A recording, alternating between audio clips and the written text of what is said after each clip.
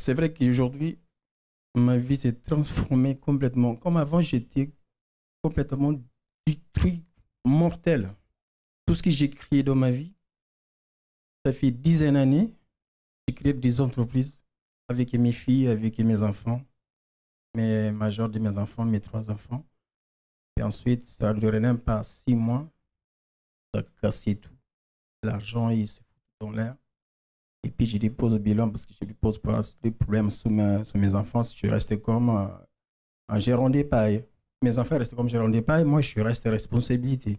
Quand ça casse tout, je cours vite fait, je vais voir de mes comptabilités, comptabilité expert comptable. Il fait tout fallait pour fermer ces entreprises. Je ne dois pas vivre de dettes. Pour payer plus d'aides, j'avais 45 000 euros à payer. J'avais un comptabilité, un comptable libanais, Antoine. Elle a fait tout possible et c'est cette affaire. Donc mes enfants aujourd'hui, c'est arrêté libre. Depuis là, j'ai commencé, j'ai reprendre mon entreprise. 6 mois, ça ne va pas aller. Et ce truc, ça continue en 2004, en septembre 2004. Il y avait un charnement du sorcier qui m'a vu. J'ai fait 32 ans ici en France. Je travaille pendant 24 ans, mes dépendances. J'ai travaillé tout est régulier parce que tout ça marche à 100%, à fond. C'est d'abord une entreprise qui a fait 6 mois, il y a eu des dettes et Antoine, le Libanais, il a fait pour que les dettes soient effacées. Et là, maintenant, vous avez encore recommencé. J'ai recommencé entre-temps. 6 mois, c'est cassé tout. Après, je laisse tomber. Je suis parti dans le monde. J'ai quitté la maison. C'est agressif. Très agressif, très violent. Je deviens ma vie diabolisée, diable sur moi. Je te dis franchement, il y a plus de mauvais esprits qui charnaient sur ma vie. J'ai fait une tentative de mort, vous voyez là. Je prends la porte du carreau. J'ai cassé dans ma tête pour finir toute ma vie. Je voulais même tuer tous mes enfants à la maison avec mon épouse.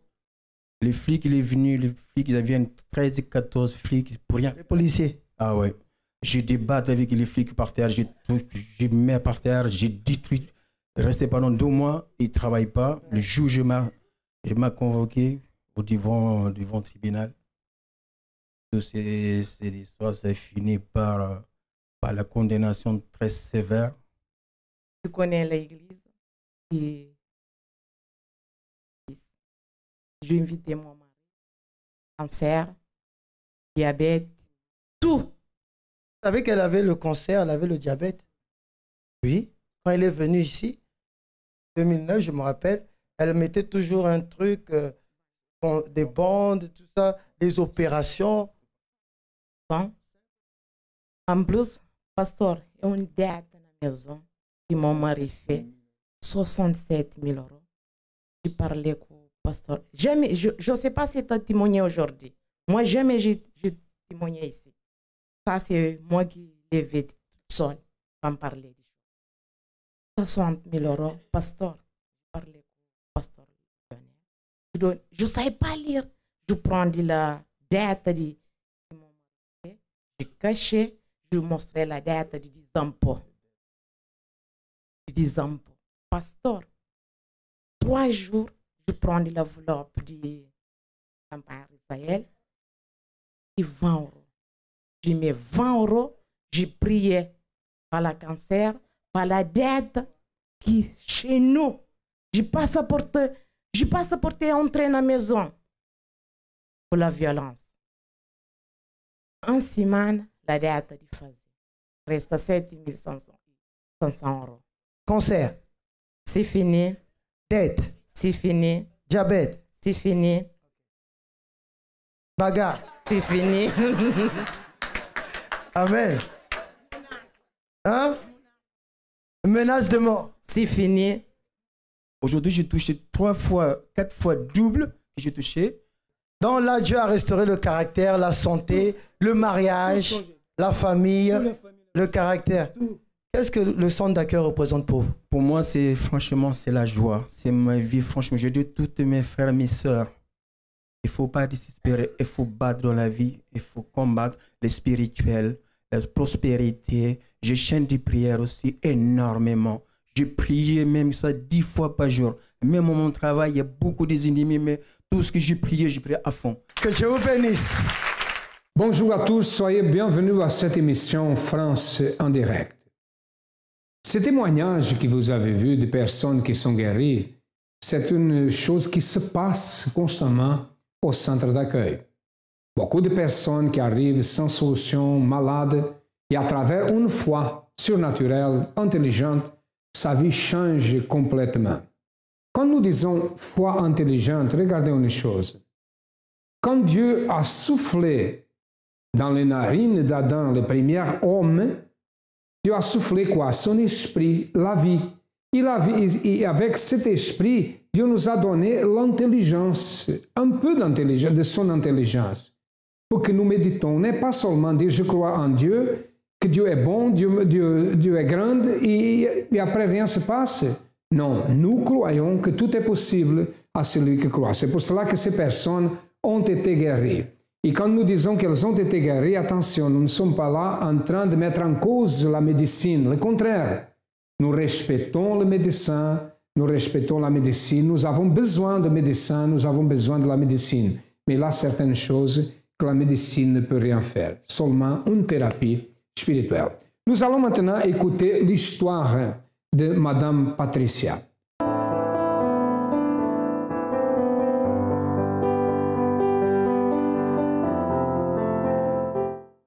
Donc, quand je suis arrivée au centre d'accueil, j'avais une vie complètement détruite, déjà à l'intérieur. J'étais stressée, angoissée, je ne dormais pas bien. Je faisais des cauchemars, j'avais des problèmes liés à ma vie sentimentale. J'étais en rupture avec mon ex-époux. Donc, cela a créé tout un tas de problèmes, déjà avec ma famille, puisqu'il y avait une rupture aussi. Ma famille n'était pas d'accord. Eux, ils avaient décidé que je devais rester mariée. Et moi, je trouvais que ça n'allait pas, que je ne pouvais plus continuer. Que vraiment, ça me dépassait, que je ne pouvais pas. Et donc, j'ai dit, je ne peux plus écouter mes parents. J'avais écouté avant, mais ça n'a pas marché. Donc, j'ai dit, j'écoute plus. Ma décision est prise, je reste pas. Donc, après, je me suis retrouvée toute seule. C'était la solitude. Donc, cette solitude a créé en moi des problèmes de stress, d'angoisse et aussi de culpabilité. Parce que après, je me suis retrouvée toute seule et j'ai dit, bon, ben, comme mes parents, ils m'ont lâchée, bon, j'ai plus personne. Donc, j'ai commencé à me culpabiliser, à dire, oui, c'est à cause de moi si tout cela arrive.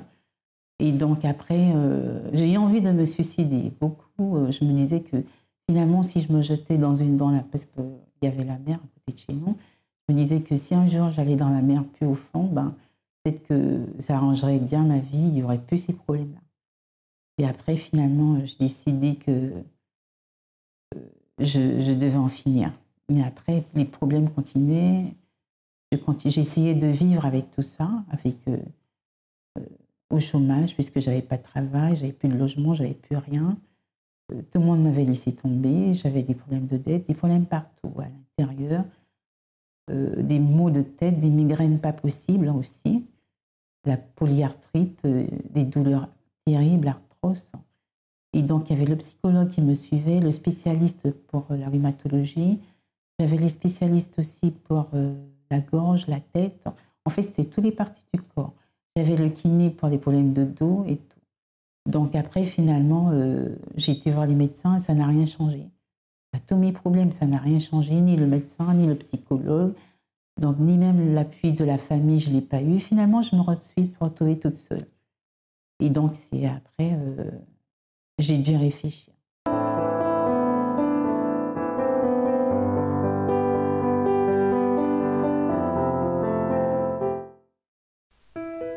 Peur.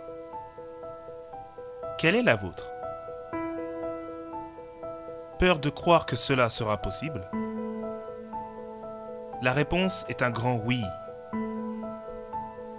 Parfois, il existe des personnes qui ont peur de croire en la possibilité d'un changement pour un cadre positif et favorable de toutes les situations négatives dans sa vie. Anxiété, angoisse, tremblement, sueur, palpitations, nausées, essoufflement. Ce sont quelques symptômes physiques, psychologiques ou émotionnels qui se manifestent dans une situation de peur extrême. Le 9 mars est le jour où vous allez dépasser toutes vos peurs. Dimanche, 6h, 8h, 10h, midi. 254, rue du Faubourg Saint-Martin, 75 010, Paris. Pour plus d'informations, ligne Ami 24h ou centre d'accueil.net. Centre d'accueil. Nous croyons en vous comme personne.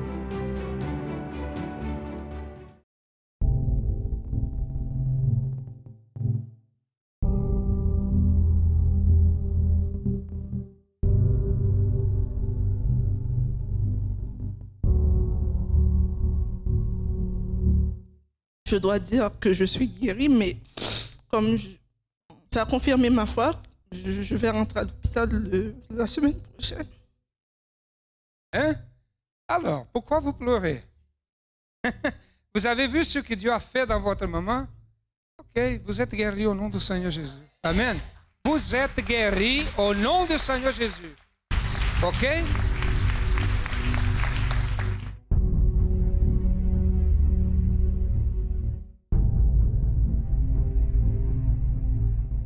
Nous avons déterminé, parce que quand elle a commencé à parler, vous étiez dans ce temps-là quand vous avez rendu ici le témoignage.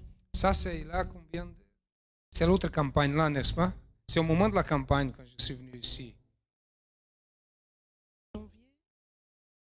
Peu de temps. Qu'est-ce qui se passe? Elle a dit non, par la foi, je suis guéri, mais je ne crois pas. Parce que je suis, comme vous avez vu, je suis malade, cette maladie est là depuis du temps. Quand on parle de ça, nous disons non, ça se change. Vous êtes guéris au nom du Seigneur Jésus. Amen. Nous avons déterminé, et aujourd'hui elle est ici pour un témoignage. Parce que quand nous parlons, nous ne parlons pas seulement pour que les autres pensent que nous parlons. Nous déterminons. Et elle a cru. J'avais un problème de santé.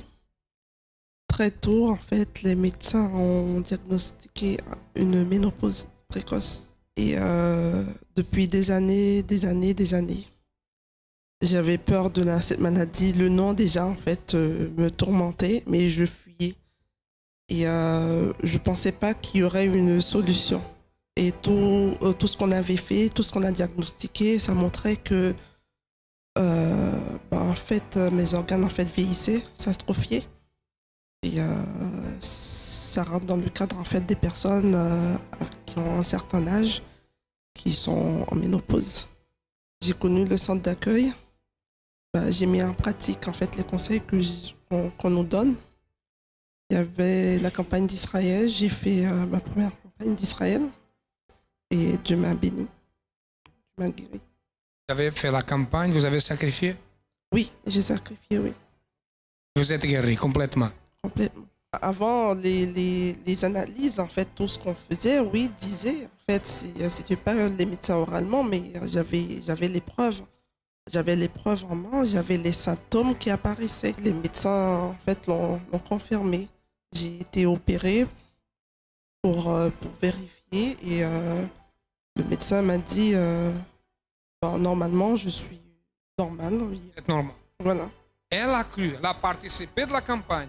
Elle a cru à ça et aujourd'hui, les médecins ont vu qu'elle est guérie. Ce n'est pas parce qu'elle dit je suis guérie. Non, les médecins ont dit qu'elle n'a rien.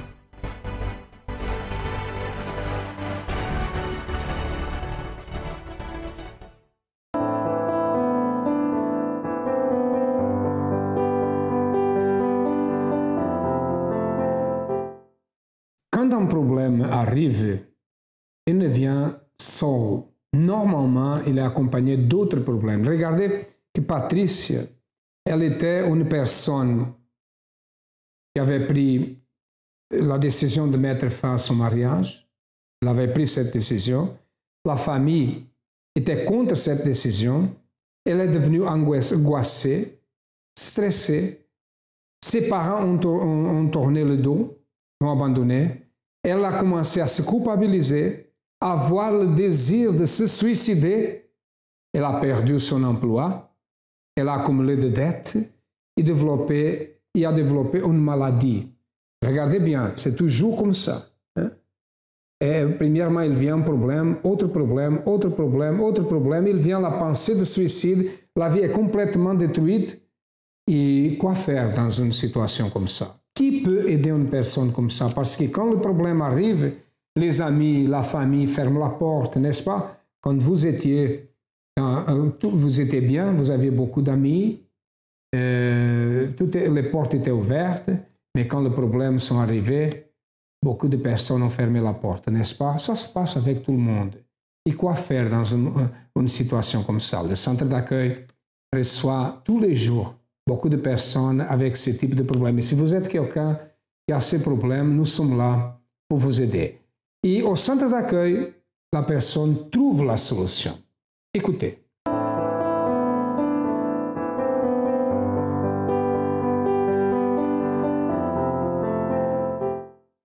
Donc, quand je suis arrivée au centre d'accueil, pour moi, c'était la solution. J'avais parlé à une amie qui m'a dit, bon, les problèmes ne peuvent pas rester sans solution. Donc, la solution, elle m'a donné un semeur. Donc, j'ai lu le semeur, tout ce qu'il y avait à lire dessus, j'ai tout lu. Et donc, après, je me suis décidée, j'ai dit, j'y vais. Quand je suis arrivée, j'étais bien accueillie. J'ai suivi tous les conseils qu'on m'a donnés. J'ai suivi les chaînes de prière déjà pour la vie spirituelle à l'intérieur, puisque je voulais vraiment que ça change. Donc, les chaînes de prière. Ensuite, il y a eu une campagne d'Israël. La campagne d'Israël m'a beaucoup aidée, puisqu'il fallait pardonner. En fait, j'avais la rancune, donc il fallait pardonner à toutes les personnes. Et ça, c'était très difficile à faire. Donc, je voyais le changement à l'intérieur de ma vie qu'à travers la campagne d'Israël et tout ce que j'avais entendu comme témoignage. Je disais que peut-être que moi aussi, ça va changer. Je vais peut-être voir autre chose. Et donc, je me suis lancée dans la campagne d'Israël pour changer à l'intérieur, déjà, pour pouvoir pardonner. Ensuite, il y a eu le jeûne de Daniel, auquel j'ai participé, pour être complètement rempli de l'esprit, pour être délivré, pour pouvoir enlever les cauchemars, pour pouvoir enlever les problèmes de stress et tout. Et donc après, j'ai continué à me donner à 100%, aussi être fidèle à Dieu pour changer ma vie financière, pour pouvoir travailler et avoir une vie stable, retrouver la stabilité financière. Donc, j'ai suivi vraiment tous les conseils pour pouvoir changer tout, déjà à l'intérieur, ensuite à l'extérieur, dans la vie financière.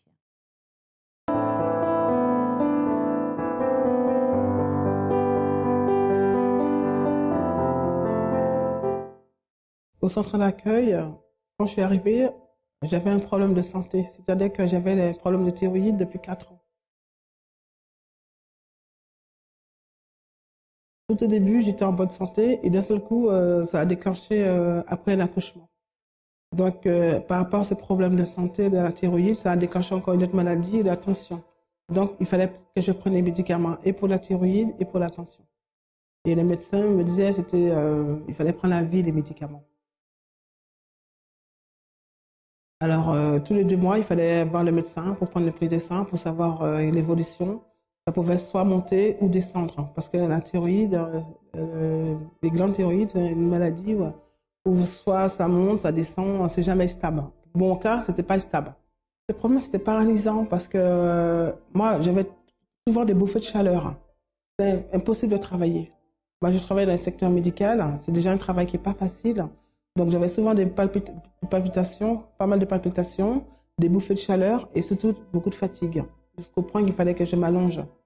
Avant, j'étais essoufflée quand je parlais, quand j'étais au téléphone, les gens me disaient « Oh, t'as monté des escaliers, t'as fait des efforts ». Les gens, quand je parlais au téléphone, ils avaient l'impression que j'étais essoufflée. Ce genre de maladie, quand c'est pas bien soigné, quand c'est pas pris en considération, ça peut évoluer au pire. Ça peut aller jusqu'au cancer, ça peut évoluer au pire.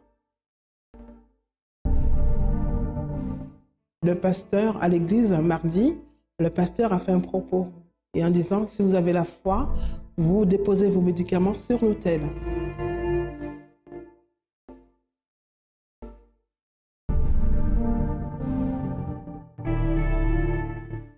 J'ai agi ma foi. Et dans la même semaine, j'avais rendez-vous chez le médecin. Il m'a dit la même chose. Il m'a dit si on faisait un essai pour arrêter les médicaments, pour voir qu'est-ce que ça donne, l'évolution de la maladie. Je lui ai dit d'accord, il n'y a pas de souci. Donc on a arrêté les médicaments. J'ai arrêté les médicaments.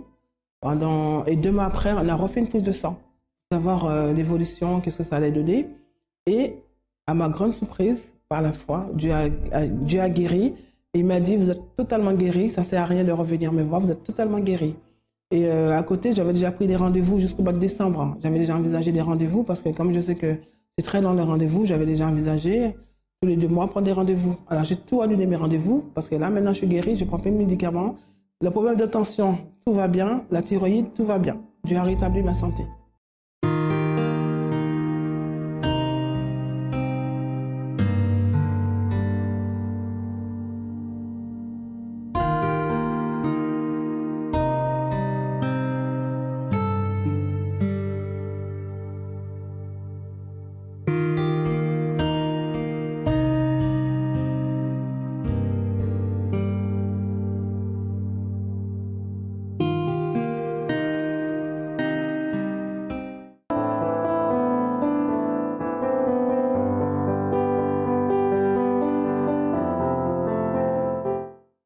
Donc aujourd'hui, ma vie est complètement transformée, déjà à l'intérieur, hein, à travers toutes les attitudes que j'ai pu prendre. Donc, je n'ai plus les problèmes d'angoisse. Hein.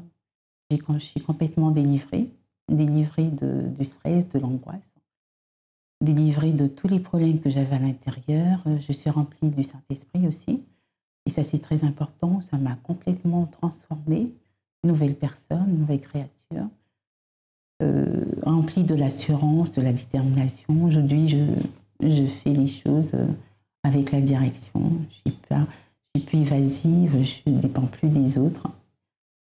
Et aussi financièrement, à travers mes attitudes de fidélité. Donc, ça a changé aussi. J'ai une vie stabilisée au travail. Mon travail a été récompensé d'ailleurs cette année. C'est le directeur général lui-même qui m'a envoyé un courrier pour me dire qu'il me récompensait mon travail. Et aussi, dans ma vie financière, les projets continuent et sont en cours. Et concernant la famille aussi, il y a eu la transformation. Aujourd'hui, avec ma famille, les relations sont de bien meilleure qualité. Tout le monde m'écoute. Quand j'appelle, je prends des nouvelles. Les relations, ça se passe bien. La communication se passe bien. On prend des nouvelles, on s'appelle. Quand je pars là-bas, on fait des déjeuners ensemble. Donc vraiment, on prend plaisir à tout changer dans nos attitudes. Donc, ce que je dirais, c'est que c'est très important, en fait, quand on arrive, de pratiquer, en fait, ce qu'on entend avec de tout son cœur, je dirais. Parce que le faire avec tout son cœur, avec pleinement, je veux dire, on a les résultats, on a les changements. On peut voir la différence avant et puis dire aujourd'hui, on voit vraiment la différence. Et vraiment, le centre d'accueil, pour moi, est pour moi, et plus que jamais, une école où j'ai appris vraiment à découvrir qui j'étais. Parce qu'avant, je ne savais pas qui j'étais. Avant, je ne savais pas que j'avais de la valeur, que je pouvais prendre des attitudes, que je pouvais être autonome. Avant, je me confiais aux autres, mais aujourd'hui, j'ai appris vraiment à me confier à Dieu, à avoir une communion avec lui, à être une personne déterminée dans ce que je fais, à être une personne qui persévère et qui sait vraiment se donner pour les autres aussi.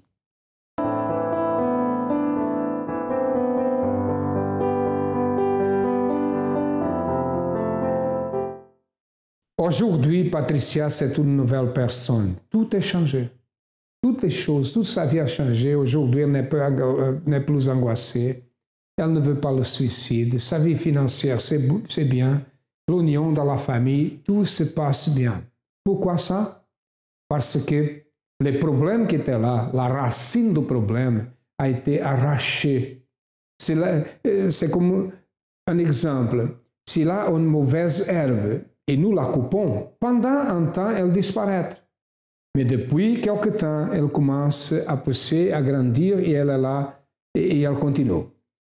Le seul remède, la seule solution, c'est l'arracher par la racine. Quand le problème est arraché par la racine, et son problème est un problème d'origine spirituelle, là, tout est changé. Les problèmes sont disparus et aujourd'hui, elle est une nouvelle personne.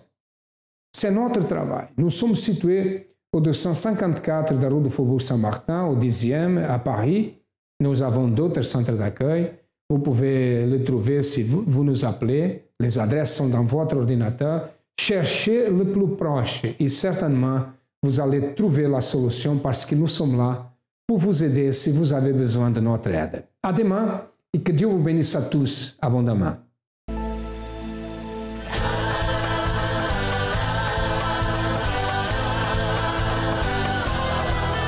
La fête de Purim a pour but de commémorer la libération du peuple de Dieu du jour où son destin a été changé. En effet, à cette époque, le peuple avait dû faire face à un décret visant à tous les exterminer un par un.